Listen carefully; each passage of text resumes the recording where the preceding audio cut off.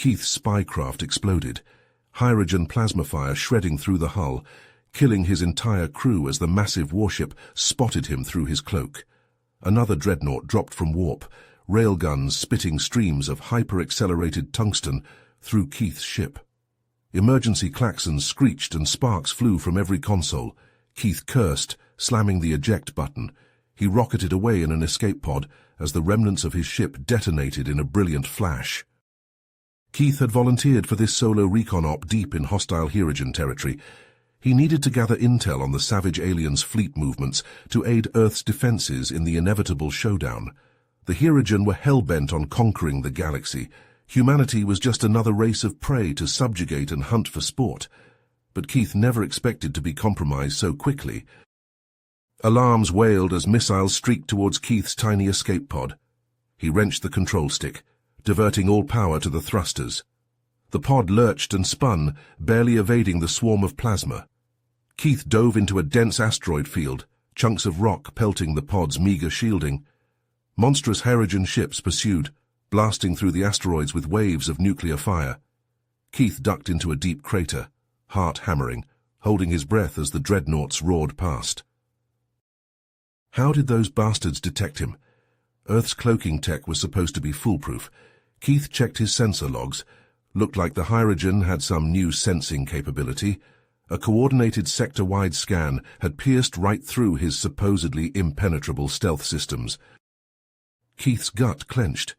If the Hirogen could crack humanity's cloaking, they could track all of Earth's hidden recon ships. But worse, they'd detect humanity's true last line of defense, a secret fleet of doomsday ships, buried in dark space near Hirogen borders, ready to strike if Earth fell. The Hirogen would pounce on those helpless vessels long before they could react. Keith had to get this intel back to the humans' home system. He was their only warning, only chance to adapt before the Hirogen invaded in force. But first, he'd have to run the deadly gauntlet of Hirogen space. A pack of warships already hounded him. Their bloodthirsty Alpha commander would stop at nothing to mount Keith's bones on his trophy rack. This fight was far from over. Keith gritted his teeth and gunned his engines to maximum burn. Keith cautiously navigated his pod out from the shadowy depths of the asteroid crater. His sensors swept the void, hunting for any trace of the pursuing Hirogen warships. The scopes were clear, for now.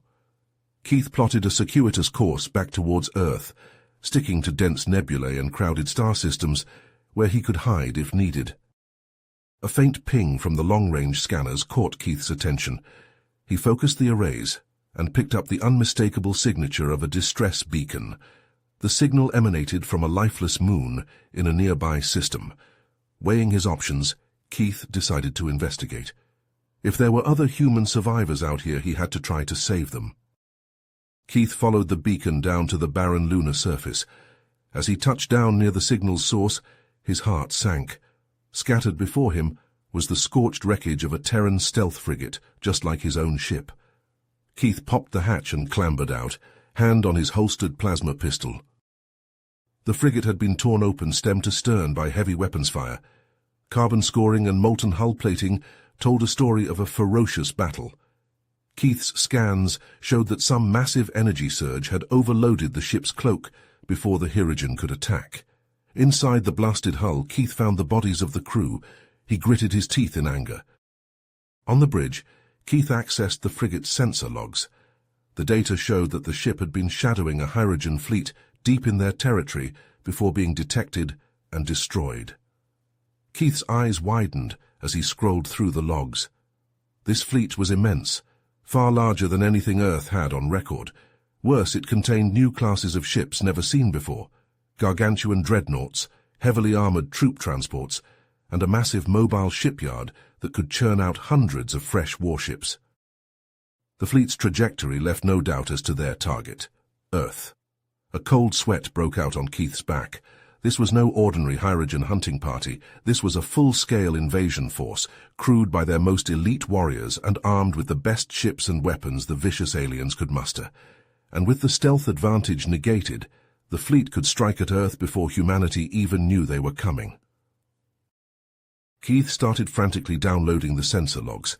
fingers flying across the console. This intel could give Earth a fighting chance, maybe allow them to... A shrill proximity warning blared through the ruins. Keith whirled around to the external cameras and saw a predatory shape emerge from warp. It was a hydrogen hunter-killer, a ship built for the sole purpose of destroying stealth vessels. Its tri-pronged disruptor bank swiveled and locked onto Keith's tiny ship. Keith sprinted for his ship as emerald beams of disruptor fire stitched across the moon's surface around him. He leapt into the cockpit and slapped the emergency cloak button. At the same time, he fired the debris ejectors and commenced a radiation dump, filling local space with a cloud of chaff and static. To the hunter-killer's sensors, it would seem that Keith's ship had been hit and destroyed. Wasting no time, Keith punched up the nav computer and laid in a course for Earth. He pushed his engines to the red line and rocketed away from the moon at maximum warp. He had to warn humanity about the coming onslaught. A sudden shudder ran through the ship, and a damage warning flashed on the cockpit displays. A warp torpedo had detonated off the stern, collapsing the aft shields. The hunter-killer had seen through Keith's ruse and was back on his tail, cannons blazing.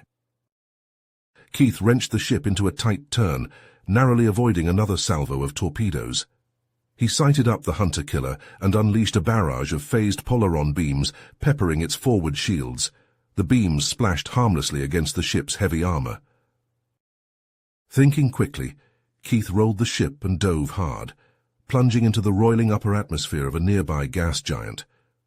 The swirling azure clouds swallowed his ship as the hunter-killer doggedly pursued. Disruptor beams crackled past the cockpit, barely missing as Keith jinked and weaved through the planet's storms.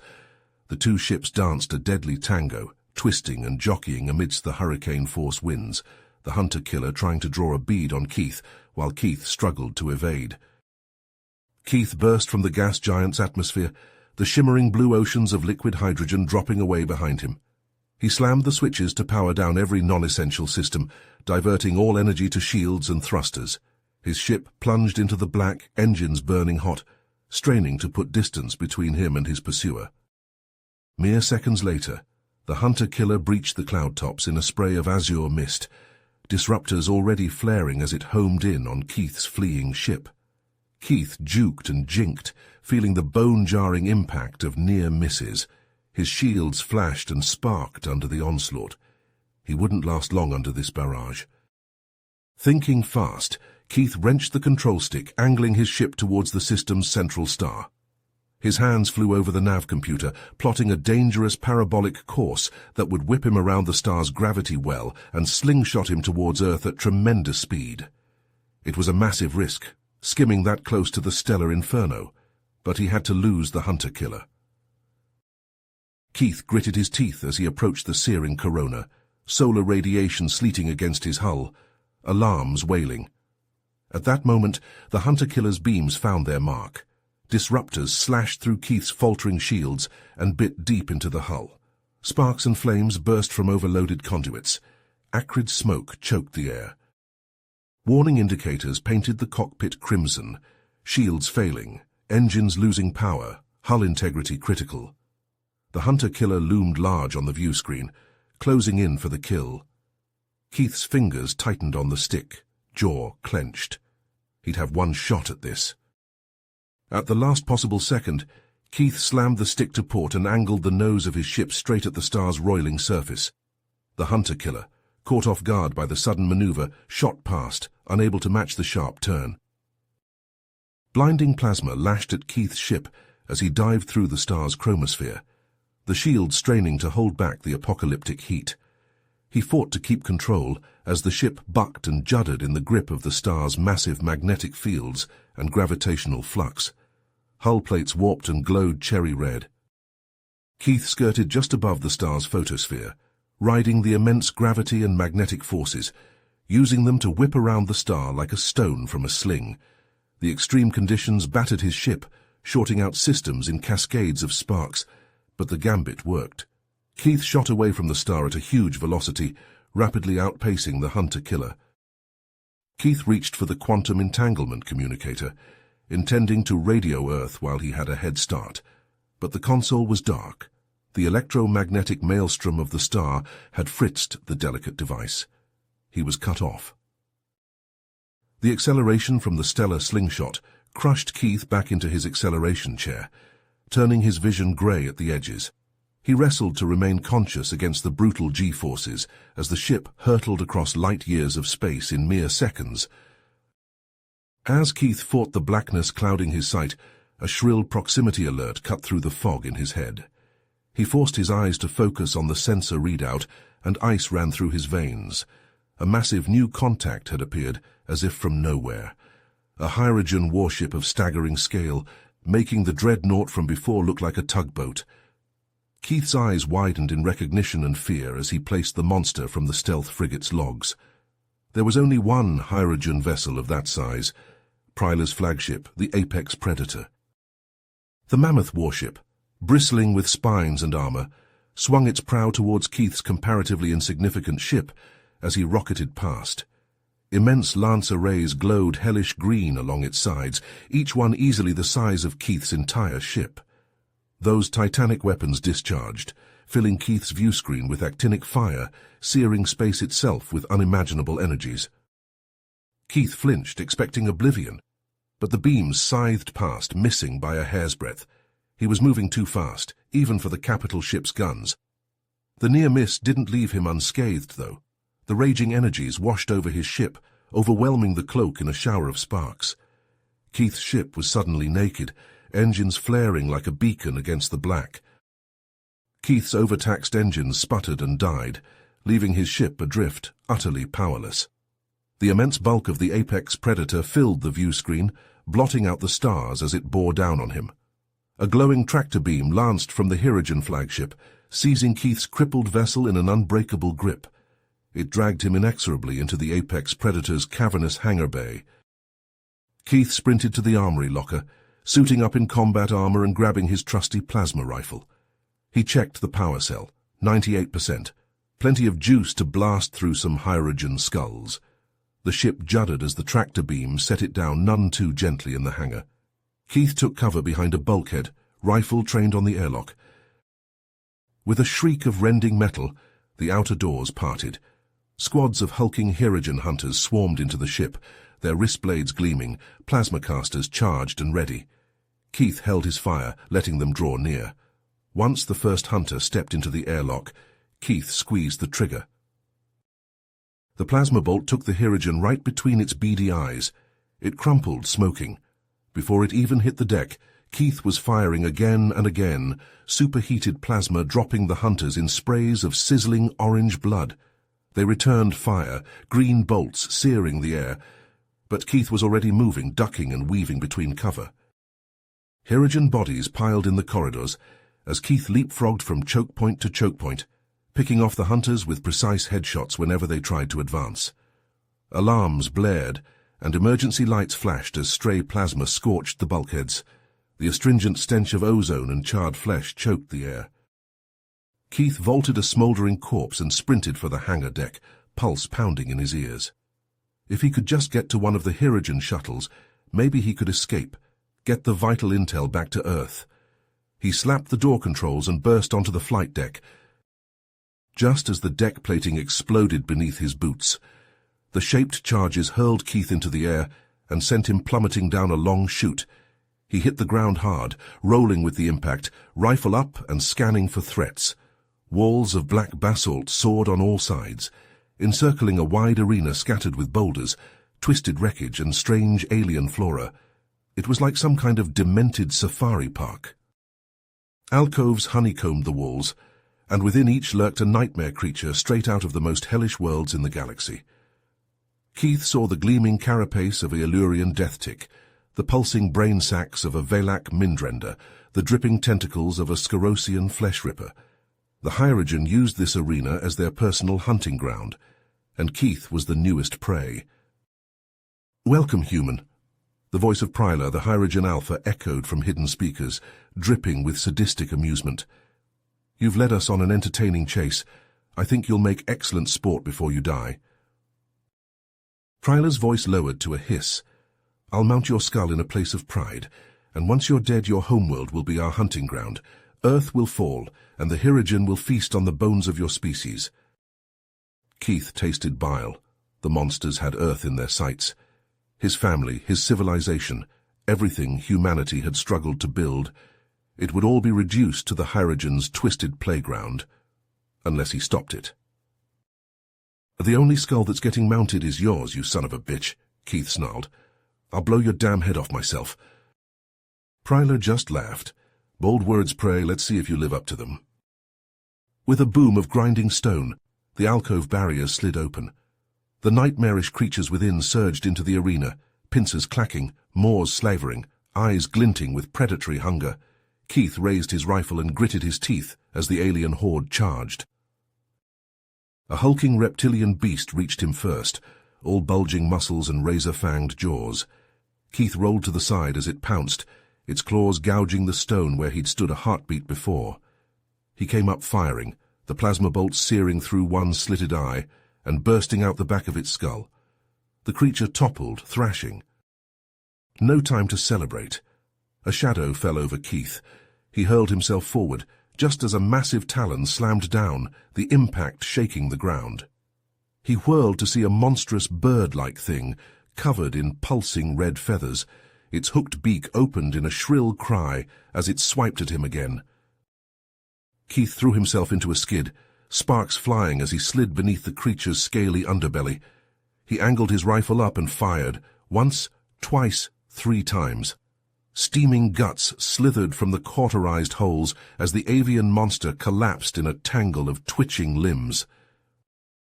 All around, the arena rang with alien shrieks and bellows. Claws scrabbled against stone and hides scraped over metal as the horde closed in. Prylar's mocking laughter echoed from above, spurring the beasts to greater fury. Keith ejected his depleted power cell and slammed home a fresh one. Earth needed him. He would not fall here to these abominations. He would survive, he would win, and he would send that Hirogen bastard screaming to whatever gutter hell spawned him. Keith caught a flash of movement in the wall above, a maintenance ladder leading up to a small hatch, an exit. Gritting his teeth, he placed 3 plasma bolts into the domed skull of a charging arthropod, then turned and sprinted for the ladder. The cries of the hunting pack echoed behind him as he leapt for the rungs, the metal shaking under his hands.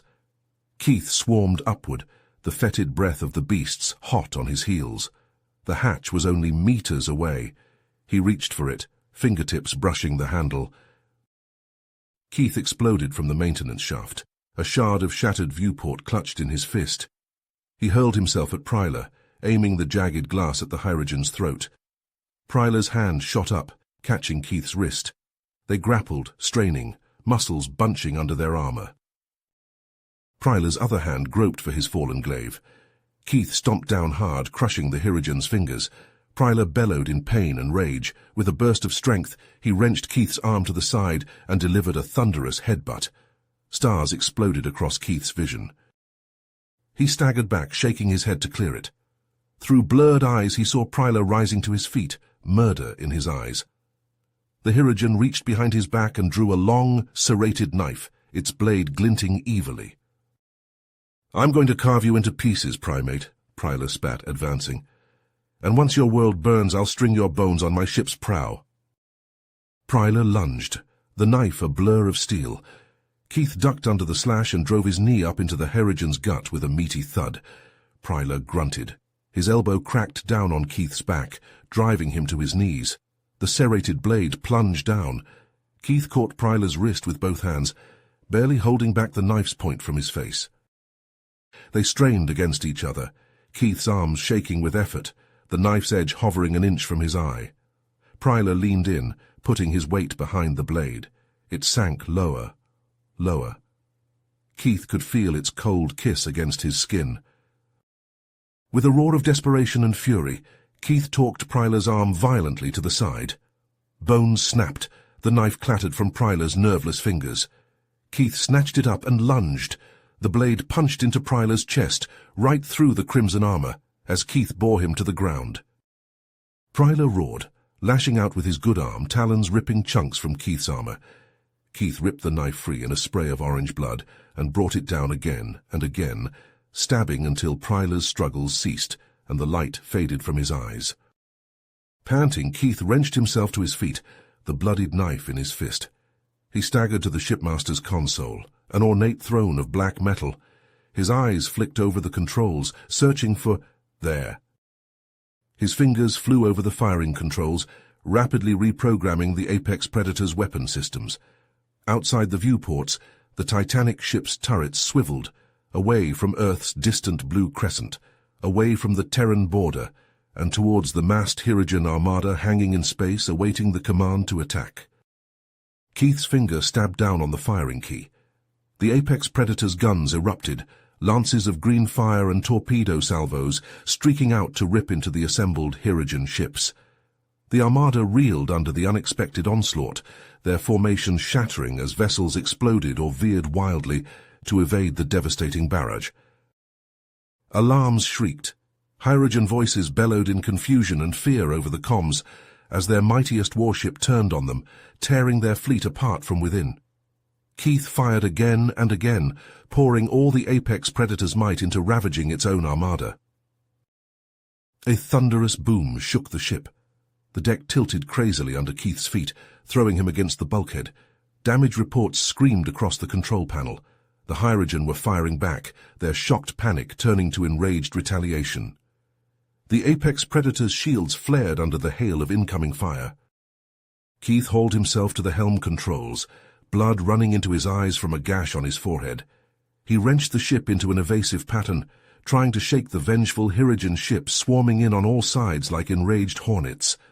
More booms resounded through the hull as enemy fire pounded the flagging shields. Keith eyed the readouts grimly. The apex predator couldn't take much more of this. But then it didn't need to. The armada was in ruins, its ships scattered and burning. Earth had a fighting chance now. He just needed to finish the job. Keith's hands raced over the helm console, plotting a new course.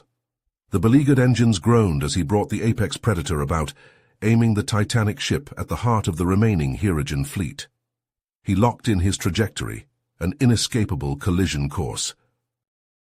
As the range ticked down, Keith pushed himself away from the helm, staggering to the rear of the bridge on unsteady legs. He smashed his fist on the control pad of the captain's emergency escape pod, the armored hatch hissing open. He dragged himself inside, crashing into the seat as another bone-shaking impact rocked the apex predator. "Burn in hell, you bastards," Keith snarled, slamming his palm on the eject button. The pod blasted free of the dying warship, rockets flaring as it hurtled clear. Behind it, the apex predator, trailing fire and debris, smashed into the cluster of Hirogen ships with the force of an apocalypse. A new sun ignited in the void as the antimatter at the flagship's core detonated, consuming the surviving Hirogen vessels in an all-engulfing maelstrom of light and fury. In his pod, rocketing towards Earth, Keith slumped back in his chair, his vision darkening, his last thought one of grim satisfaction. It was over. Earth was safe. He'd won. Then the blackness took him and he knew no more. The jagged shard of viewport flashed towards Pryla's throat. At the last instant, the Hirogen's hand shot up and caught Keith's wrist in an iron grip. The glass hovered a hair's breadth from Pryla's skin. With a bellow of rage, Pryla slammed his ridged forehead into Keith's face. Stars exploded across Keith's vision. Pryla hurled him bodily across the bridge. Keith crashed into a sparking console and crumpled to the deck, head ringing. Pryla charged forward, a crimson blur of fury, clawed feet tearing up the deck plates with every pounding step. Keith rolled to the side a heartbeat before Pryla's boot smashed down, denting the metal where Keith's skull had been an instant before. Keith's hand slapped a control panel. A heavy blast door dropped from the ceiling, slamming down between him and Pryla with a resounding clang. Pryla roared and slammed a fist against the unyielding metal. Keith dragged himself to the helm, blood streaming from his nose, one eye already swelling shut. His fingers flew across the controls, searching for any way to halt the Hirogen attack on Earth. There, fleet disposition orders. The data showed the invasion force massing in a nearby system, gathered on and around a rocky planetoid, awaiting the final go order to jump to Earth. Keith's fingers danced over the keys, inputting new commands with frantic speed, ordering the fleet to a distant, empty sector far from Earth. Shrill alarms pierced the air. Keith checked the sensors and fear gripped him. A small figure rocketed towards the bridge viewports, propelled by a thruster pack. Prylar was coming, his hate overriding any thought of self-preservation. Keith wrenched the helm control hard over, slamming the throttle to full reverse. The apex predator shuddered as its engines howled, trying to counter its massive forward momentum. Prylar, caught off guard by the sudden deceleration, was flung from the hull, tumbling end over end into space. Keith punched the emergency vent sequence. Every airlock and exterior hatch on the warship slammed open, venting atmosphere in a massive gust. The bridge filled with a hurricane roar as the air rushed out, dragging debris and loose equipment into the void. On the sensors, hundreds of Hirogen biosigns winked out as crew were sucked out into space. Keith held onto the helm console with a white-knuckle grip as the venting atmosphere tried to drag him out too. Frost formed on the consoles, and his breath plumed in the rapidly thinning air. Finally, the roaring ceased as the last of the air disappeared. Gasping in his suit, Keith staggered back to the helm in the sudden, oppressive silence. The ship groaned and listed drunkenly, crippled by the devastating loss of atmosphere and crew. But Keith knew Prylar wouldn't be stopped that easily. The Hirogen commander was too smart, too driven to let this setback defeat him. He was still out there, and he would tear the ship apart to get to Keith. He gripped the controls and swung the apex predator's prow towards the system's bloated red sun. He pushed the engines to maximum, diverting every scrap of power to the straining sublight drives. The deck shook beneath him as the ship surged forward, the tortured hull starting to screech and buckle as it exceeded its design tolerances. Keith gritted his teeth and pushed the engines harder. Alarms shrieked, the noise almost lost in the groaning of overstressed metal. Overloading consoles geysered sparks and smoke. Structural members snapped with gunshot cracks. Through the viewport, the star swelled from a crimson speck to an all-engulfing wall of fire. Sweat soaked Keith's suit as the temperature skyrocketed. He squinted against the blazing stellar glare. The forward hull plates started to peel away, glowing cherry red and then white hot as they crumbled to ash in the inferno. The ship screamed around him as it shook itself apart, the star's gravity ripping open the weakened hull. Keith lunged from the helm, warning indicators flashing across his HUD as his suit registered the deadly heat and radiation. He sprinted for the escape pods, bulkheads rupturing and deck plates shattering under his boots. He practically fell into the pod's crash seat. His fist slammed down on the eject control. The pod blasted free of the disintegrating ship with a bone-rattling jolt. Through the small viewport, Keith saw the ravaged hulk of the apex predator, glowing like a small sun itself, vanish into the seething plasma of the star. A second later, a searing wave of light and radiation washed over the pod as the warship vaporized, its furious death throes lost in the star's glare. The pod tumbled end over end, its stabilizers struggling against the star's gravity. Keith clutched the harness straps as the pod finally broke free, rocketing away from the boiling inferno and out into the blessed cool of deep space. Keith's escape pod shot away from the disintegrating wreck of the apex predator, the pod's heat shields glowing cherry red from the dying star's inferno.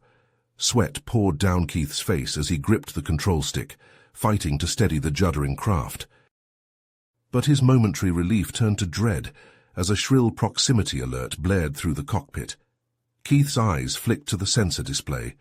A lone Hirogen fighter craft, a distinctive crimson vessel, burst from the roiling plasma clouds in pursuit, Prylar's personal ship. "Shit!" Keith wrenched the stick, sending the pod into a corkscrewing evasive pattern as disruptor bolts sizzled past, barely missing. The pod shook as the near misses flash-boiled the outer hull. Keith rolled and jinked, teeth rattling from the violent maneuvers, doing everything he could to throw off Prylar's aim. Keith punched up a systems diagnostic on the fighter, praying for a weakness to exploit. There, the scans showed the fighter's shields at barely 20%. It must have been caught in the edge of the star's blast. A plan formed in Keith's mind, born of desperation and reckless resolve. He killed the pod's thrusters, and Pryla's ship rocketed past, unable to match the sudden deceleration. Before Pryla could come about, Keith slammed the throttle to full and aimed the nose of the pod at the fighter's vulnerable rear. The pod jolted forward, thrusters burning white-hot as Keith pushed the engines past their limits. He gritted his teeth as the crimson hull of Pryla's ship filled the viewscreen, bracing for impact. The pod hit the fighter like a battering ram, crumpling like an accordion as it ripped through the weakened shields and crunched into the main engine coupling. The fighter's power core ruptured, and it vanished in an incandescent blossom of plasma and razor-sharp shrapnel. The blast slammed into Keith's pod like the fist of an angry god. The tiny craft tumbled end over end, alarms shrieking as the inertial dampers strained and failed. Keith's head cracked against the bulkhead and darkness crashed over him. He swam back to consciousness an indeterminate time later. His head pounded and his vision swam sickeningly. Blinking away the blurriness, he saw the cracked viewscreen filled with a slow, spiraling vortex of scorched debris, all that remained of Pryla's fighter. Keith fumbled for the control panel, groaning as the movement sent agony lancing through his skull. The pod systems flickered and died, displays going dark one by one. Comms, navigation, scanners, all offline. He was flying blind and helpless. A tortured metallic screech tore through the pod, setting Keith's teeth on edge. He looked up, ice flooding his veins. A gauntleted fist punched through the thin metal of the canopy like tissue paper, ripping it away. Pryla loomed over him like a demon of vengeance. His crimson armor blackened and cracked, helmet gone, luminous orange blood leaking from a dozen rents and gashes. But his eyes blazed with undiminished malice. Pryla reached down, seized Keith by the throat and hoisted him up with terrifying strength, slamming him against the remains of the canopy. "Your species' resistance has been entertaining," Pryla snarled, his fangs bared in a predatory grin centimeters from Keith's face. "Earth will make a fine hunting ground." His grip tightened, claws drawing blood. "I think I'll mount your head on my wall." Keith choked out a laugh, defiant to the end. "You'll have to kill me first," he rasped, "and that's a hunt you'll never win." His hand crept behind his back, fingers closing around the cylindrical object he'd grabbed from the command deck during his desperate flight. He'd armed it as a last resort, knowing it would likely be a one-way trip. Keith brought the plasma grenade up and thumbed the activation switch. Pryla's eyes widened in horrified realization. Keith just grinned and released the dead man's switch. Searing white light ripped through Keith's retinas as the plasma grenade detonated. The blast wave slammed into him, hurling him into space in a maelstrom of fire and shrapnel. His suit's shields flared, barely holding back the inferno. Alarms shrieked in his ears as the pod disintegrated around him. Keith spun wildly, nausea rising in his throat as his inner ear struggled to make sense of the violent tumble. His thrusters coughed once, twice, then died, the fuel lines severed by the blast. He was adrift, helpless. Blackness crept in at the edges of his vision. Keith shook his head, trying to focus through the haze of pain and disorientation. Something caught his eye, a dark shape, drifting through the debris cloud. Keith squinted. It was Pryla. The Hirogen commander's body tumbled lifelessly, his armor torn and scorched, ichor leaking from a dozen rents. His limbs were twisted at impossible angles. Keith felt a surge of savage satisfaction at the sight. Then Pryla's eyes snapped open, fixing on Keith with a malevolent glare. Pryla's mangled hand twitched, reaching for his belt. Keith saw a flash of metal, a thruster pack, battered but functional. Pryla's finger stabbed down on the activation stud. With a burst of blue flame, Pryla launched himself at Keith. Jagged metal shards from the ruined pod gripped in his fists like daggers. Keith barely brought his gauntlet up in time to deflect the first blow. Sparks showered as the improvised blade skittered across his armor. Pryla crashed into Keith, locking his legs around Keith's waist. He stabbed down viciously at Keith's faceplate, trying to puncture the transparent aluminum. Keith caught Pryla's wrists, straining against the Hirogen's monstrous strength. They grappled, spinning end over end through the debris field, trading blows, smashing through twisted girders and support beams. Pryler reared back and slammed his ridged forehead against Keith's helmet. The faceplate cracked, Keith's HUD fritzing and flickering. A thin stream of atmosphere vented from the fissure, turning to ice crystals in the frozen void.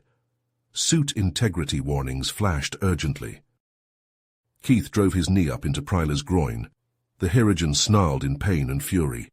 Keith followed up with an elbow smash to Pryler's temple. The blow knocked Pryler's helmet askew. Keith grabbed the helmet and twisted, trying to snap Pryler's neck. Pryler writhed in his grip, refusing to die. Keith spotted the sparking hole the grenade had blown in Pryler's breastplate. Desperation lending him strength, Keith drove his boot into the breach with all his might. Pryler went rigid, mouth open in a silent scream as the electrical surge from his damaged armor coursed through his body. His grip on Keith loosened. Keith shoved away from the convulsing Hirogen with every ounce of strength he had left. Pryler pinwheeled away, arms and legs flailing spasmodically. His uncontrolled momentum carried him into the gutted wreck of the escape pod. The Hirogen commander smashed through the thin metal skin and impaled himself on a jagged spar jutting from the ruins of his own fighter. The razor-edged debris punched through Pryler's chest in a spray of luminous blood. Pryler's eyes bulged with shock. His mandibles worked soundlessly. He coughed once, ichor bubbling from his lips. Then the light in his eyes faded, and his body went slack. Keith drifted in the void, alone and helpless. The silence pressed in on him, broken only by the ragged sound of his own breathing and the hiss of precious air escaping through the crack in his helmet. He tried his comms again, but was met with only static. The EMP from the grenade had fried everything. He was cut off with no way to call for help. His vision started to blur and darken at the edges as his suit struggled to scrub the buildup of carbon dioxide from his dwindling air supply. How long could he last like this? Minutes? Hours? He'd never know the difference as he slipped into unconsciousness and then oblivion. Just as he felt himself start to fade, a glimmer of light caught his eye. At first he dismissed it as a hallucination, a trick of his oxygen-starved brain. But it grew brighter and closer with each passing second, resolving into the unmistakable shape of a ship. A human ship. It was a Terran stealth frigate, identical to the wrecked one he'd found on that barren moon. Keith's heart leapt. The frigate pulled up alongside him, and he saw a docking tube extend from its airlock. It sealed against his suit's emergency hatch with a reassuring clunk. The airlock cycled, and Keith was pulled into the ship by strong hands. His helmet was yanked off and he gulped down lungfuls of air, sweet and clean and blessedly rich with oxygen. Spots danced in his vision as blood rushed back to his head. As his sight cleared, he found himself staring up into a familiar face. It was Travis Veretti, his wingman and closest friend. Travis was grinning, relief etched into every line of his face. "You look like shit, Keith," Travis said. Keith laughed, or tried to. It came out as more of a wheeze. "You should see the other guy." Travis helped him to his feet, steadying him as he swayed. "When we got your message about the Hirogen fleet, High Command scrambled every ship we had. We've been scouring the sector for you." The memory of his desperate mission rushed back to Keith. The Hirogen fleet, the fake orders he'd sent to scatter them, Pryler's flagship disintegrating in the stellar inferno. "The fleet," he said urgently, trying to push past Travis. "We have to stop them.